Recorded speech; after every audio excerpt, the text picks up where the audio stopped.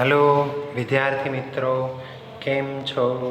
આ online education શિક્ષણમાં હું આપનું હાર્દિક સ્વાગત કરું છું.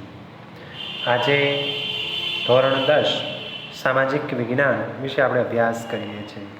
તો 10મા ધોરણની અંદર ચેપ્ટર નંબર 11 છે ભારત જળ સંસાધન. જળનો ઉપયોગ એ ખૂબ જ એની યાદી કહીએ તો ઘણી બધી લાંબી હતી. તો જળને એક કુદરતી સંસાધન તરીકે આપણે ઓળખી શકીએ. આપણે આગળ પણ જોઈએ આગળનો વિડીયોની અંદર, કારણ કે જળ સ્ત્રોતોના મુખ્ય 3 પ્રકારો પડ્યા હતા: વૃષ્ટિજળ, પૃષ્ટિજળ અને ભૂમિગત જળ. પછી એ માટે આપણે સિંચાઈનો ઉપયોગ, બહુહેતુક યોજનાઓ, એના વિશે આપણે અભ્યાસ કર્યો કે આજે જે નદી પર બંધ બાંધીને જે મોટા જળાશયો બનાવવા અને તેના પાણીનો ઉપયોગ આપણે સિંચાઈ માટે, જળ વિદ્યુત ઉત્પન્ન માટે, પૂરને નિયંત્રણ માટે, જમીન ધોવાણ નિયંત્રણ માટે, આપણે કહીએ કે આંતરિક પરિવહન, મત્સ્ય ઉદ્યોગ, મનોરંજન, આ વગેરે હેતુ માટે કરવાની જે યોજના છે એ યોજનાને આપણે બહુહેતુક યોજના કહીએ. તો અહીંયા થોડીક યોજના આપેલી છે તમારે. તો જે છે ભારતની મુખ્ય બહુહેતુક યોજનાઓ. આ યોજના છે કઈ નદી પર બાંધવામાં આવેલી છે અને કયા એના રાજ્યો એને લાભાર્થી, એને ફાયદો એ થાય છે. નકશામાં તમારે ઘણી વખત પૂછાય, બરાબર?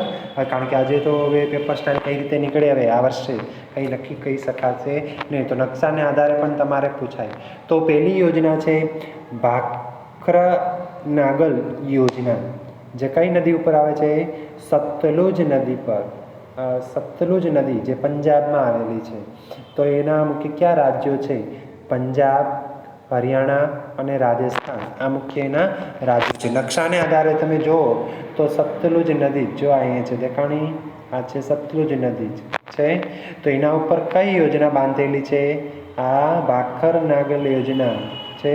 તો બધા જ રાજ્યોને આપણે કહીએ કે પંજાબને લાભ મળશે, હરિયાણાને લાભ મળશે અને આપણું રાજસ્થાનને પણ આ લાભ મળે છે. તો આ એક યોજના એ છે એ સતલુજ નદી પર ભાખરા નગલ બંધ યોજના એ બાંધવામાં આવેલી છે. ત્યાર પછી જોઈએ બીજી કોસી. જે કોસી છે પણ નદી પણ નામ છે કોસી. અને કયા રાજ્યમાં આવેલું છે? બિહાર રાજ્યની અંદર. ખ્યાલ આવ્યું? આ બહુહેતુક યોજના નકશામાં પણ તમને દર્શાવાય છે. જો ત્યાં ખાસ કરીને બિહાર રાજ્ય કઈ બાજુ આવેલું? પૂર્વ બાજુ. જો આ નદી પણ કોસી અને બંધ પણ યોજના છે કોસી. જો આડબંધ બાંધેલો છે દેખાય છે અહીંયા કે કોસી નદી અને બંધનું નામ પણ કોસી. જો અહીં આપણે જે સંજ્ઞા છે સરોવર, તો આવા બંધ યોજના તો આવા પ્રકારની. ખ્યાલ આવ્યો? તો આ રીતે એ બીજી બંધ યોજના પણ તમારે એ રીતે પૂછાય. ત્રીજી છે દામોદર ખીણ યોજના, જે દામોદર નદી પર બાંધવામાં આવેલી છે. કે કયા રાજ્યો છે? ઝારખંડ, પશ્ચિમ બંગાળ, એ રાજ્યોની અંદર. ત્રીજી હીરાકુંડ બંધ યોજના, જે મહાનદી ઉપર બાંધવામાં આવેલી છે ઓડિશા રાજ્યની અંદર. તો આ બંને નકશાની અંદર પણ જોઈ લઈએ આપણે. ખ્યાલ આવ્યું? તો કઈ નદી છે? આપણે દામોદર ખીણ યોજના જે ઝારખંડ રાજ્યની અંદર છે. જો આ રહ્યું દામોદર ખીણ યોજના દેખાય છે. દામોદર ખીણ જે દામોદર નદી પર, આ દામોદર નદી છે એ નદી પર બાંધવામાં આવેલી એ કયા રાજ્યો? ઝારખંડ અને પશ્ચિમ બંગાળમાં મુખ્ય એના લાભાર્થ થતો જોવા મળે છે. ત્યાર પછી હીરાકુંડ યોજના. હીરાકુંડ છે મહાનદી પર બાંધવામાં આવેલી એ મુખ્ય એ નદી કહી શકીએ. જે મહાનદી ક્યાં છે? જો અહીંથી આ નદી નીકળી દેખાણી, તો આ નદી હીરાકુંડ બંધ યોજના જેની ઉપર બાંધેલો છે તે એ નકશામાં તમારે પૂછાય તો આવી રીતે તમે દર્શાવી શકો. હીરાકુંડ બંધ યોજના. ખ્યાલ આવ્યું? ત્યાર પછી આપણે જોઈએ તો હીરાકુંડ પછી છે ચંબલ ખીણ યોજના, જે ચંબલ નદી પર આવે છે. મધ્યપ્રદેશ રાજ્યની અંદર એની ગણના થાય છે. આપણે પહેલાં બધી નદીઓ જોયેલી, પછી તમને નકશામાં બધી દર્શાવેલી. તે પછી નાગાર્જુન સાગર યોજના, જે કૃષ્ણા નદી પર બાંધવામાં આવેલો છે, જે આંધ્રપ્રદેશ અને તેલંગાણા રાજ્યની અંદર ખાસ એના લાભાર્થી રાજ્યો જોવા મળે છે. ત્યાર પછી કૃષ્ણરાજ સાગર બંધ યોજના, જે કાવેરી નદી પર બાંધવામાં આવેલી છે, જે કર્ણાટક તમિલનાડુની અંદર ખાસ એનું મુખ્ય વિશેષતા જોવા મળે. ત્યાર પછી છે તુંગભદ્રા બંધ યોજના, તુંગભદ્રા નદી પર બાંધેલો છે, કર્ણાટક અને આંધ્રપ્રદેશ રાજ્યની અંદર. નર્મદા ખીણ સરદાર સરોવર બંધ યોજના આપણે કહીએ, સરદાર સરોવર જે નર્મદા નદી પર ગુજરાત, મધ્યપ્રદેશ, રાજસ્થાન, મહારાષ્ટ્ર રાજ્યની. કડાણા અથવા કણાકબોરી જે મહીસાગર નદી પર, જે બધા ગુજરાતમાં 3 નદી. ઉકાઈ બંધ યોજના, ધરોઈ છે એ સાબરમતી છે, અને ઉકાઈ છે એ તાપી નદી. તો આ બધી જ ભારતની એ મુખ્ય એ બહુહેતુક યોજનાઓ હતી. અને કઈ નદી ઉપર, ભારતની આ મુખ્ય નદીઓ પર આ બધી જ બંધો બાંધવામાં આવેલા છે, અને આ બધા જ એના મુખ્ય રાજ્યો છે, જે એ બહુ તરીકે ગણના થાય છે. તો આ તો આપણો નકશો એનો. તો નકશો તો આપણે જોઈ ગઈ કે આપણે હીરાકુંડ છેલ્લે જોયું હતું, બરાબર. ત્યાર પછી ચંબલ ખીણ, જે ચંબલ નદી પર બાંધવામાં આવેલી છે. આપણે એને નર્મદા જે જો અહીં ચંબલ નદી દેખાય છે, ચંબલ બંધ યોજના, જે ચંબલ નદી પર આ બાંધવામાં આવે છે. ત્યાં પછી નાગાર્જુન સાગર, જે કૃષ્ણા નદી પર બાંધવામાં આવેલો છે, જે આંધ્રપ્રદેશ આપણે કહીએ. કૃષ્ણા નાગાર્જુન બંધ સાગર યોજના દેખાણું. કૃષ્ણા નદી આ બંધ જે બાંધેલો છે, જે કયો છે નાગાર્જુન સાગર બંધ યોજના, જેના રાજ્યો કહેવાય છે આંધ્રપ્રદેશ અને તેલંગાણા છે. ત્યાર પછી કૃષ્ણરાજ સાગર, જે કાવેરી કર્ણાટકની અંદર આવેલી જોવા મળે છે. જારી કઈ નદી છે? કૃષ્ણા દેખાણું. કૃષ્ણરાજ સાગર બંધ, સોરી લગભગ નીચે કૃષ્ણા છે, નીચે કૃષ્ણરાજ સાગર. કઈ નદી પર છે? કૃષ્ણ કાવેરી નદી પર આપણે કૃષ્ણરાજ સાગર યોજના એ જોવા મળે છે, કર્ણાટક અને તમિલનાડુની અંદર. કૃષ્ણરાજ સાગર બંધ યોજના ખ્યાલ આવ્યું. ત્યાર પછી જોઈએ તુંગભદ્રા, જે પણ કર્ણાટકની અંદર જ છે. તુંગભદ્રા એ હાર્યું દેખાય છે. તુંગભદ્રા નદી પર જે બંધ બાંધેલો છે તે આપણે તુંગભદ્રા તરીકે આપણે ઓળખી શકીએ છીએ. તો ભારતના નકશાની અંદર પણ આ બધી જ યોજનાઓનો સમાવેશ થાય છે. ત્યાર પછી ગુજરાતની અંદર આવેલી નર્મદા, જે મધ્યપ્રદેશ ગુજરાતમાં જો નવાગામ પાસે જે નર્મદા બંધ યોજના તરીકે આપણે ઓળખી શકીએ. ખ્યાલ આવ્યું. ત્યાર પછી છે આપણે કણાડા, જે પણ એ પણ ગુજરાતમાં જ છે. વણાક બોરી કહેવાય ને આપણે, જો નામ તમે એની ઉપર જ વણાક બોરી કડાણા, જે કઈ નદી પર બાંધેલો છે? મહીસાગર મહી નદી પર બાંધવામાં વણાક બોરી કડાણા તરીકે આપણે ઓળખી શકીએ. ત્યાર પછી તાપી નદી પર બાંધવામાં આવેલો ઉકાઈ કાકરાપાર, આપણે કહીએ ને, જે ગુજરાતની અંદર જ પણ જોવા મળે છે. જે ઉકાઈ ડેમ જો નીચે છે દેખાય છે, કાકરાપાર ઉકાઈ બંધ યોજના. ધરોઈ, જે સાબરમતી નદીની ઉપર, જે આ સાબરમતી નદી છે એ ધરોઈ બંધ યોજના તરીકે આપણે ઓળખીએ છીએ. તો આટલા આ બહુહેતુક યોજના એ ભારતની અંદર મુખ્ય નદીઓ અને એના ઘણા બધા લાભાર્થીઓ તરીકે આપણે અભ્યાસ કર્યો છે. ખ્યાલ આવ્યું. તો આ બધા એ રાજ્યો છે, એ બધા રાજ્યો આપણે આના આધારે જોઈ શકીએ. ત્યાં પછીનો જે પ્રશ્ન તમારે બોર્ડની અંદર પૂછાવાની શક્યતાઓ છે, તો એ પ્રશ્ન તમે તરીકે આપણે કહીએ તો પ્રશ્ન છે સિંચાઈ ક્ષેત્રનું વિતરણ. આપણે તમને પૂછાય પરીક્ષામાં કે ભારતની અંદર સિંચાઈ ક્ષેત્રનું વિતરણ સમજાવો.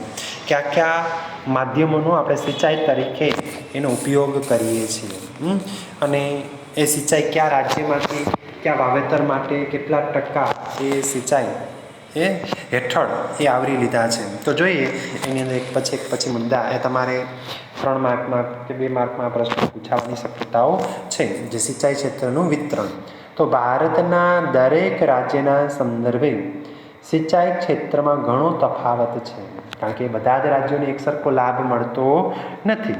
ખ્યાલ આવ્યું.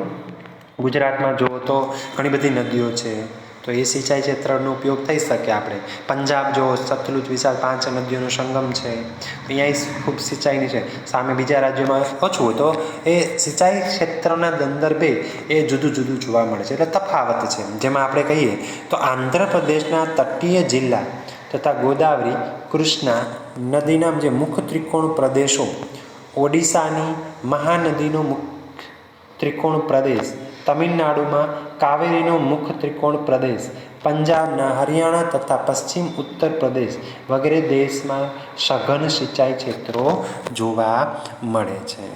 આપણે કહીએ કે આજના ઘણા બધા રાજ્યોની અંદર એ સતત સિંચાઈ જો મુખ્ય ત્રિકોણ પ્રદેશ એટલે જે એનું મોઢું જ્યાં ભેગું થતું હોય નદી કિનારાના પ્રદેશમાં એને મુખ્ય ત્રિકોણ તરીકે આપણે ઓળખી શકીએ. તો આપણે કહીએ ભારતની અંદર આંધ્રપ્રદેશ રાજ્ય છે તો આંધ્રપ્રદેશનો જે તટીય જિલ્લાઓમાં આપણે કહીએ તો મહાનદી છે, ગોદાવરી છે અને કૃષ્ણા આ નદી છે. આ ત્રણેય નદીઓના જે મુખ્ય ત્રિકોણ પ્રદેશો છે એમાં ખૂબ જ સિંચાઈ જોવા મળે છે. એ ઉપરાંત પંજાબ, હરિયાણા અને પશ્ચિમ ઉત્તર પ્રદેશ દેશમાં પણ એ સઘન સિંચાઈના ક્ષેત્રો વિકસિત થયેલા જોવા મળે છે. ત્યાર પછી સ્વતંત્રતા પછી ભારત કુલ સિંચાઈ ક્ષેત્રે લગભગ 4 ગણું વધી ગયું છે. સ્પષ્ટ વાવેતર ક્ષેત્રના લગભગ 38% ભાગમાં સિંચાઈ થાય છે. આપણે કહીએ છીએ કે સૌથી પહેલાં જ્યારે આઝાદી નહોતી મળી ભારત દેશને ત્યારે એટલું બધું સિંચાઈનું મહત્ત્વ હતું નહીં, આટલી બધી આધુનિક પદ્ધતિ હતી નહીં.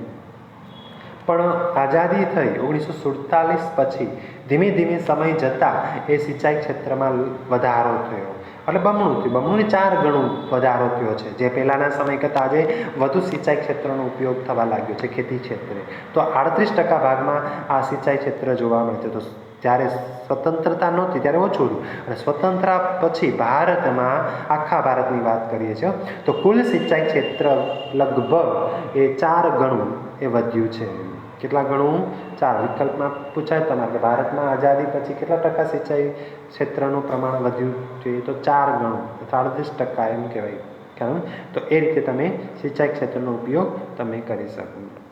ત્યાર પછી ભારતના રાજ્યોમાં સિંચાઈ ક્ષેત્રના વિતરણમાં ઘણી અસમાનતા છે. મિઝોરમમાં સ્પષ્ટ વાવેતર ક્ષેત્રના કેવળ 7.3% વિસ્તારમાં સિંચાઈ ક્ષેત્ર જોવા મળે છે, જ્યારે પંજાબમાં સિંચાઈ ક્ષેત્રનું પ્રમાણ 90.8% છે. કુલ સિંચાઈ ક્ષેત્રનું પ્રમાણ સ્પષ્ટ વાવેતર ક્ષેત્રના સંદર્ભમાં ઘણું જ અસમાન છે. પંજાબ, હરિયાણા, ઉત્તર પ્રદેશ, બિહાર, જમ્મુ કાશ્મીર, તમિલનાડુ અને મણિપુરમાં વાવેતરના કુલ વિસ્તારમાં 40%થી વધુ સિંચાઈ ક્ષેત્ર હેઠળ જોવા મળે છે. સમાન રીતે બધા જ રાજ્યોમાં આપણે કંઈ એક સરખું જોવા મળતું નથી. સૌથી વધુ જો સિંચાઈ ક્ષેત્રનું હોય તો પંજાબ, ત્યાં 90.8% મોસ્ટ ઓફ સિંચાઈ ખેતી કરવાની આવે છે. આજે ભારતની અંદર કેટલા ટકા હેક્ટર દીઠ જમીન આપણે સિંચાઈ ક્ષેત્ર આવેલી હતી? 850 લાખ હેક્ટર જમીન છે ને એ સિંચાઈથી એ ઉત્પાદન પાક થાય છે. આપણે કહીએ જે સ્પષ્ટ વાવેતર ક્ષેત્રના 38% ભાગ આપણે સિંચાઈ ક્ષેત્રનો છે. 38% ક્ષેત્ર આપણે સિંચાઈનો ઉપયોગ કરીએ છીએ. એમાં ભારતની અંદર સિંચાઈ ક્ષેત્રનું વિતરણ જોઈએ તો ઘણું જ અસમાન છે. એક સરખું બધી રાજ્યોમાં જોવા મળતું નથી. ક્યાંક 5% છે, ક્યાંક 7% છે, ક્યાંક 90% છે ને, જુદું જુદું છે. તો સમાન સિંચાઈ જોવા મળતી નથી. તો દરેક રાજ્યમાં પણ સિંચાઈ વિતરણ અસમાન છે. જેમાં કહીએ કે સૌથી ઓછું મિઝોરમ રાજ્ય છે. આપણે કહીએ ને મિઝોરમમાં સ્પષ્ટ વાવેતર કહીએ સિંચાઈ ક્ષેત્રના પ્રમાણ તેમાં સ્પષ્ટ વાવેતર વિસ્તારમાં માત્ર ને માત્ર 7.3% છે. કેટલું છે? 7.3% છે. જેના સામે જ્યારે પંજાબમાં આ પ્રમાણ કેટલું છે? પંજાબની અંદર કેટલું? 90%. કેટલું છે પંજાબમાં? 90.8% જોવા મળે છે. તો આ બધી જ બાબતમાં કુલ સિંચાઈ ક્ષેત્રનું પ્રમાણ સ્પષ્ટ વાવેતર ક્ષેત્રના સંદર્ભમાં ઘણું જ અસમાન જોવા મળે છે.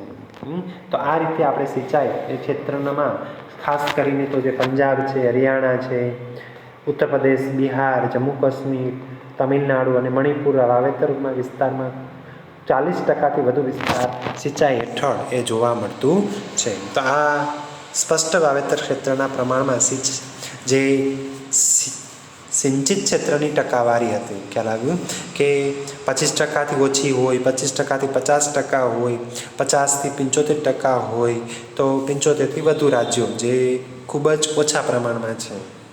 આપણે બાકી ઉત્તર ભારતમાં છે અને તમિલનાડુ રાજ્યની અંદર જોઈએ તો એ તમારે થોડુંક જોવા મળે 50% ઉપર રાજ્ય. ખાલી પંજાબમાં અને હરિયાણા એ રાજ્યની અંદર જ 75% ઉપર એ સિંચાઈ ક્ષેત્રનું પ્રમાણ જોવા મળે છે. તો આ રીતે અસમાન રીતે સિંચાઈ ક્ષેત્રનું પ્રમાણ વધ્યું છે. તો એક સમાન જોવા મળતું નથી. આપણે કહીએ ને કે ભારતની અંદર સિંચાઈ ક્ષેત્રની અંદર અસમાનતા પ્રવર્તી છે. તો એક સરખા પ્રમાણમાં સિંચાઈ પણ છે નહીં. ત્યાર પછીનો પ્રશ્ન આપણે છે જળ સંકટ કહેવાય ને, આપણે શું છે આપણે કહીએ જળ સંકટ ભારતની અંદર એ સર્જવાના સંજોગો કેવા સંજોગો છે ભારતમાં. ભારતમાં જળ સંકટ શાથી સર્જાયું એમ પણ પૂછાય. અથવા એમ પણ પૂછે ભારતમાં જળ સંકટની સમસ્યા દિવસે ને દિવસે વધારે ગંભીર બનતી જશે. આ વિધાન સમજાવો. મોસ્ટ આઈએમપી છે આ પ્રશ્ન વિદ્યાર્થી મિત્રો. તો તમારે આજે પણ ભારતની અંદર કહેવાય તો 8% શહેરોમાં છે, લગભગ 50% ગામડાના પીવાલાયક પાણીની અછત જોવા મળે. તો આ દિવસે ને દિવસે પાણીની સમસ્યા એ વધતી જ જશે, ગંભીર સમસ્યા ઊભી થશે. તો એના વિશે આપણે વિચારણા કરવી ખૂબ જ આવશ્યક છે. સમજાય છે? તો જોઈએ જળ સંકટ સર્જાવાના સંજોગો. કયા કારણો છે જળ સંકટ સર્જવાના મુખ્ય કારણો આપણે કહી શકીએ. તો જોઈએ, કારણ કે આજે પાણીની તંગી કહેવાય અને માનવીય સુખાકારી, આજીવિકા કહેવાય, આર્થિક વિકાસ પર મોટી અસર પડે આની. અને ઘણા બધા દેશના પ્રદેશો છે એ શુષ્ક છે, ક્ષેત્રોમાં જળ સંકટની ગંભીર સમસ્યા જોવા મળે છે. આજે પાણી ઘણા બધા કૃષિ ક્ષેત્રની અંદર તમે જુઓ તો સિંચાઈની સગવડો અનિયમિત છે, વરસાદ અનિયમિત છે, એને કારણે આપણે ઘણી બધી સમસ્યાઓ વેઠવી પડે છે. તો જોઈએ આપણે જળ સંકટની અંદર જળ એ કુદરત થકી મળેલી અનમોલ ભેટ છે. આપણે કોઈ પેદા કરેલી નથી. પાણી એ કુદરતી બક્ષિસ છે, એ કુદરતી એક સંસાધન છે જે આપણને ભેટમાં પ્રાપ્ત થયું છે, વારસામાં મળેલું છે એમ કહેવાય. તો વધતી જતી વસ્તી માટે અનાજની વધતી જતી માંગ, રોકડિયા પાકો ઉગાડવા, વધતા જતા શહેરીકરણ અને લોકોના બદલાતા જતા જીવન ધોરણના પરિણામે સ્વરૂપે પાણીની અછત નિરંતર વધતી જાય છે.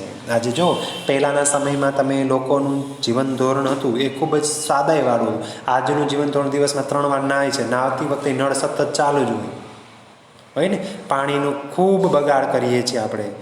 આજે લોકોના બદલાતા જતા જીવન ધોરણમાં પરિણામ સ્વરૂપે પાણીની શું થઈ અછત સર્જાઈ. અને સાથે સાથે લોકોની સતત વધતી જતી વસ્તી એ પણ કારણ દર્શાવી શકાય જળ સંકટનું. અને એ લોકોને જોતી રોકડિયા પાકો ઉગાડવા, લોકોની જરૂરિયાત સંતોષવા માટે ઘણી બધી વસ્તુઓ એ આપણે તૈયાર કરવી પડશે. તો આજે ભારતની અંદર ઘણા બધી સમસ્યાઓ એ જોવા મળે છે. એ આપણે જીવન ધોરણ બદલાતું જતું જીવન ધોરણ પરિણામે સ્વરૂપની પાણીની અછત વધતી ગઈ.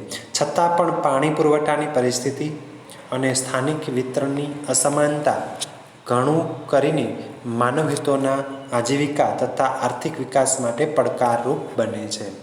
આ ઘણી બધી પરિસ્થિતિનો સામનો કરીને ભારતની અંદર આજે જો સ્થાનિક વિતરણ છે એ અસમાનતા એ ઘણું કરી માનવ હિતોના કલ્યાણ માટે, માનવ હિતની આજીવિકા પૂરી પાડવા માટે આ સ્થાનિક રહીશો છે એ પોતે પોતાની રીતે આર્થિક વિકાસ માટે આ પડકારરૂપ દર્શાવી શકાય. કારણ કે આજના ભારતની અંદર જો તમે જુઓ તો મોટું માનવ સર્જિત કારણોસર જળ સંકટ સર્જાયેલું છે.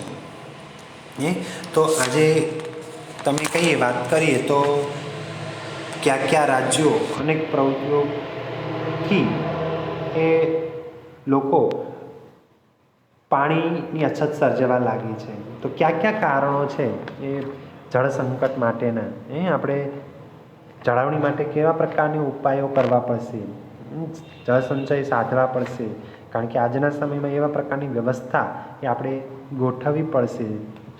ખ્યાલ આવું? તો ત્યાર પછી જોઈએ, આજના સમયની અંદર હાલમાં પણ પશ્ચિમ રાજસ્થાનમાં શુષ્ક ક્ષેત્રો તથા દક્ષિણના દ્વીપકલ્પી ઉચ્ચ પ્રદેશના આંતરિક ભાગોમાં પણ જળ સંકટની ગંભીર સમસ્યા જોવા મળે છે.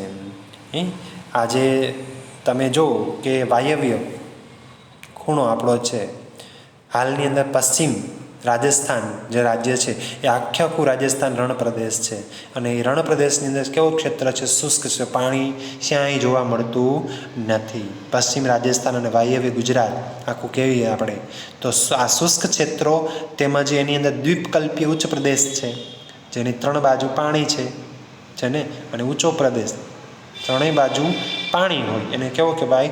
દ્વીપકલ્પીય પ્રદેશ કહેવાય. તો આ દ્વીપકલ્પીય પ્રદેશના જે આ પશ્ચિમ ઘાટના આંતરિક ભાગોમાં પણ આપણે જળ સંકટ છે એ જળ સંકટની ગંભીર સમસ્યા પ્રવર્તે છે. આપણે કેની પાણીની સમસ્યા. સેંકડો ગામો તથા કેટલાક નગરોમાં પણ પાણીની ગુણવત્તા ઘટી રહી છે. તેનાથી જળજન્ય અનેક રોગો ફેલાય છે. હજી ઘણા બધા ગામડાની અંદર અને ખાસ કરીને તો શહેરોમાં પણ આપણે પાણી છે એ પાણીની સમસ્યા એ દિવસે ને દિવસે ઉદ્ભવી ગઈ છે. તો આ પાણીને કારણે ઘણી બધી રોગો પણ ફેલાય છે, કારણ કે દૂષિત પાણી પીવું પડે છે, શુદ્ધ પાણી મળતું નથી, ઘણી બધી સમસ્યાઓ, અને દૂષિત પાણી પીવાને કારણે એ જળજન્ય રોગો એ લોકોની અંદર ફેલાય છે. કારણ કે આજના સમયમાં વધતી જતી માંગ, શહેરીકરણ લોકોને કારણે એ ચોખ્ખું પીવાનું પાણી એ ગામડામાં એ મળતું નથી, અને એને કારણે આપણે કહીએ તો ઘણા બધા વિસ્તારોની અંદર એ જળ સંકટ સમસ્યા પ્રવર્તે છે. ત્યાર પછી પેયજળની પ્રાપ્યતા તથા શુદ્ધ જીવનની મૂળભૂત જરૂરિયાતો છે. પીવાના પાણીની સગવડો વધારવા માટે કરેલા પ્રયત્નો છતાં પણ પાણીની માંગ અને તેના પુરવઠા વચ્ચે ઘણું અંતર છે. આપણે પીવાલાયક પાણી, પેયજળ એટલે કે એની પ્રાપ્યતા મેળવવા માટે આપણા લોકોની અંદર શુદ્ધતા જીવનની મૂળભૂત જરૂરિયાત છે પેયજળ, શુદ્ધ પાણી. પેયજળ એટલે કેવું? શુદ્ધ પાણી, પીવાયુક્ત પાણી. તો એ જીવનની મૂળભૂત પાયાની મુખ્ય જરૂરિયાત છે.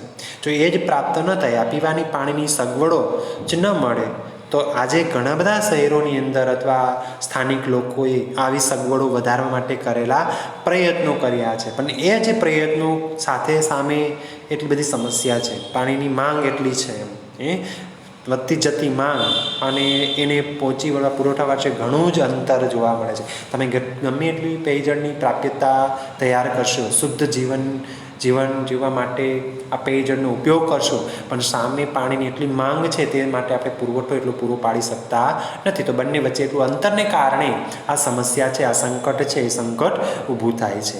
તો આજે પણ ભારતમાં 8% શહેરોમાં પેયજળની તીવ્ર અછત છે. દેશના લગભગ 50% ગામોને આજે પણ સ્વચ્છ પેયજળ ઉપલબ્ધ કરવાનું કામ બાકી છે. જો આજે તમે ગામડાની અંદર જુઓ તો ભારતની અંદર કેટલા ટકા શહેરો છે?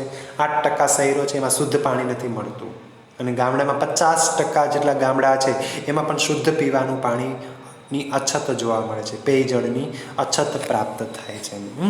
તો આ ઘણા બધા સમયે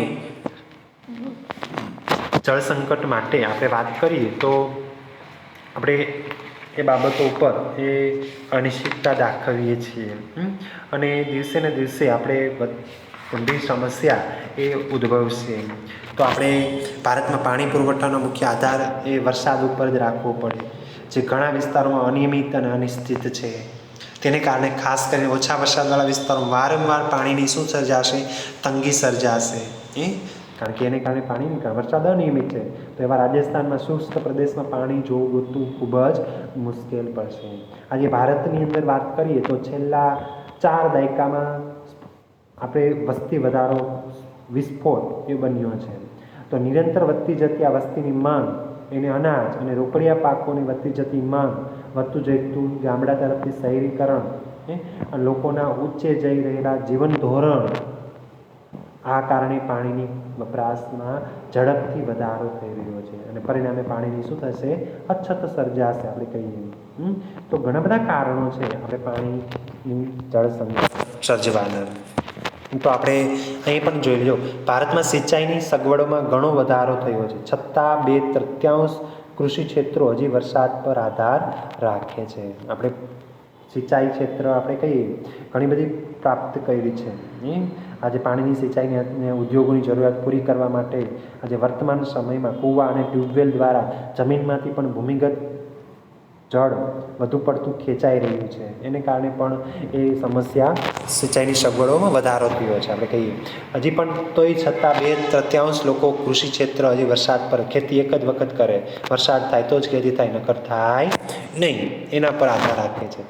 વર્તમાન સમયમાં કૂવા અને ટ્યુબવેલ દ્વારા વધારે ને વધારે પાણી બહાર કાઢવા આજે ભૂમિગત જળનું સ્તર નીચું ગયું છે. જો એ પણ સમસ્યા આવી, આજે પાણીની અછત છે તો આપણે જમીનને વીંધી નાખી છે, જોઈએ એટલા બોર કરી નાખ્યા છે, ઘરે ઘરે બોર છે. શા માટે? પાણી મેળવવા માટે.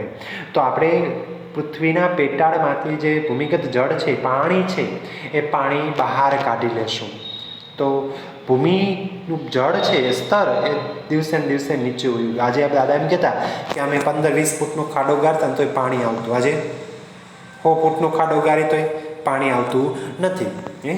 બોર 1000 ફૂટ કરીએ, 200-500 ફૂટ કરીએ તો એ પાણી માંડ ઘરનું પૂરું થાય છે ને. તો જેને કારણે આપણે એમ કહીએ છીએ કે ભૂમિગત જળનું સ્તર છે, પાણી વપરાશને કારણે આપણે સામે એટલું રોકતા નથી, પાણી સંચય નથી કરતા, તો એને કારણે જળ છે એ નીચું વહી ગયું છે, ભૂમિગત જળનું સ્તર નીચું જતું રહ્યું છે. પરિણામે ભૂમિગત જળ સંસાધનોમાં ઘટાડો થયો છે, નીચું જતાં જોઈએ એટલું ઉપયોગ કરી શકતા નથી. કેટલાક રાજ્યોમાં ભૂમિગત જળને વધારે જથ્થામાં કાઢવાથી દેશમાં મોટામાં મોટી ગંભીર સમસ્યા, ગંભીર પ્રશ્નો એ ઊભા થયા છે. આપણે કહીએ છીએ કાચે કૂવા દ્વારા, ટ્યુબવેલ દ્વારા જમીનમાંથી પાણી ખેંચી લેશું તો વધુ પડતું ખેંચાઈ રહ્યું પાણી પરિણામે ભૂમિગત જળની સપાટી નીચી વહી ગઈ છે. એને કારણે ભૂમિગત જળમાં જથ્થામાં પણ મોટો કેવો આવ્યો આજે? ઘટાડો. એમાં પણ સંકટ સર્જાવા લાગ્યા, દાર કોરે કોરો જાય છે, આપણે પાણી આવતું નથી. આ ઉપરાંત અનેક પ્રવૃત્તિઓ માટે વપરાતા પાણી કહીએ તો ગુણવત્તા પણ ઘટી રહી છે. કારણ કે શહેરી ગટરો અને ઔદ્યોગિક એકમોના માલિક જળની પાણીનું પ્રદૂષણ ઘણું બધું દિવસે ને દિવસે વધતું જાય છે. ગંભીર સમસ્યા આપણે કહીએ તો એ ઉદ્ભવ થાય. જો પાણીની ઘટતી ગુણવત્તા અને વધતી જતી અછત જેવી ગંભીર સમસ્યાનો સામનો એ કરવો પડી રહ્યો છે. કૃષિ ઉપરાંત ઉદ્યોગોમાં પાણીનો અનિયંત્રિત ઉપયોગ થાય છે. ઘરેલું તથા ઔદ્યોગિક એકમોના માલિક જળ પ્રદૂષણનો મુખ્ય સ્ત્રોત છે. આપણે કહીએ આજના સમયમાં જો ઘણી બધી સમસ્યા શા માટે આવી? કૃષિમાં તો જોઈએ છે સિંચાઈ માટે, એ ઉપરાંત ઉદ્યોગ ક્ષેત્રમાં પણ પાણીની અનિયંત્રિત છે, એમાં કોઈ નિયંત્રણ ઉપયોગ નથી. ઘર વપરાશ માટે, ઘરેલું પેદાશ માટે, ઔદ્યોગિક એકમોના માલિક માટે આ જળ પ્રદૂષણનો મુખ્ય સ્ત્રોત છે. તમે જો ઘણા બધા ઉદ્યોગો છે, નદી નાલામાં એનો ગંદો કચરો, દૂષિત પાણી એ બધું એમાં ઠેલવી દે છે. એને કારણે આપણા જળ વિસ્તારો છે એ પ્રદૂષણો છે એ ફેલાય છે. તો આજના સમયની અંદર ખૂબ જ જળ સંસાધનોની જાળવણી કરવી ખૂબ જ જરૂરી છે. ખ્યાલ આવ્યો? તો આ તો એના સંકટ, મુખ્ય સમસ્યા, દિવસે ને દિવસે પાણી એ ઓછું થતું જાય છે. તો એ માટે ઘણી બધી આપણે વ્યવસ્થા પણ કરવી પડશે. ત્યાર પછીનો પ્રશ્ન છે જળ સંસાધનોની જાળવણી અને વ્યવસ્થાપન. આપણે કહીએ જળ સંસાધનોની જાળવણી, કારણ કે જળ સંકટ સર્જાણું તો આપણે કેવી રીતે જળને રોકી રાખશું? આપણે કહીએ જળ સંસાધનો માટે જાળવણી માટેના ઘણા બધા ઉપાયો આપણે શોધવા પડશે. આજે વિવેકપૂર્ણ એનો ઉપયોગ એ આપણે કરવો પડશે. તો જોઈએ, આપણે સૌ જાણીએ છીએ કે ઉપલબ્ધ જળ એ મર્યાદિત છે. આપણી પાસે જે પાણી છે એ સીમિત છે, જેટલું વાપરશો તો ફટ દઈને ખૂટી જશે. કારણ કે એ લાંબા સમય સુધી ચાલશે નહીં. તો લાંબા સમય સુધી જાળી રહે એ માટેના આપણે ઉપાયો કરવાના છે, જાળવણી કરવાની છે, એ માટેની વ્યવસ્થાપન કરવાનું છે. તેનું વિતરણ પણ અસમાન છે. પાણીનું વિતરણ વ્યવસ્થા પણ સમાન છે નહીં. સાથે સાથે પ્રદૂષિત જળની સમસ્યા છે, માટે વિવેકપૂર્ણ ઉપયોગ તથા પર્યાપ્ત જળની પ્રાપ્યતા માટેની જાળવણીના ઉપાયો હાથ ધરવાની ખૂબ જ આવશ્યકતા છે. આજે કહીએ છીએ કે જળ સંસાધનો જાળવવા માટે તેનો વિવેકપૂર્ણ ઉપયોગ એ સૌથી પહેલી આવશ્યક બાબત છે, મહત્ત્વની બાબત છે. આજના સમયની અંદર સાથે સાથે જળ પ્રદૂષણની સમસ્યા દિવસે ને દિવસે વધતી ગઈ છે. દૂષિત પાણી, ઉદ્યોગો, કચરાઓ બધા નદી નાલાઓમાં ઠલવાય છે અને બધું જ પાણી પ્રદૂષિત થઈ ગયું છે. તો એને કારણે આપણે એ દૂષિત પાણી પણ પીવામાં આવતા ઘણા બધા રોગો થાય છે. તો આ બધી બાબતોનો વિવેકપૂર્ણ ઉપયોગ અને પર્યાપ્ત જળની પ્રાપ્યતા માટેની જાળવણીના ઉપાયો આપણે સૌએ હાથ ધરવા જોશે.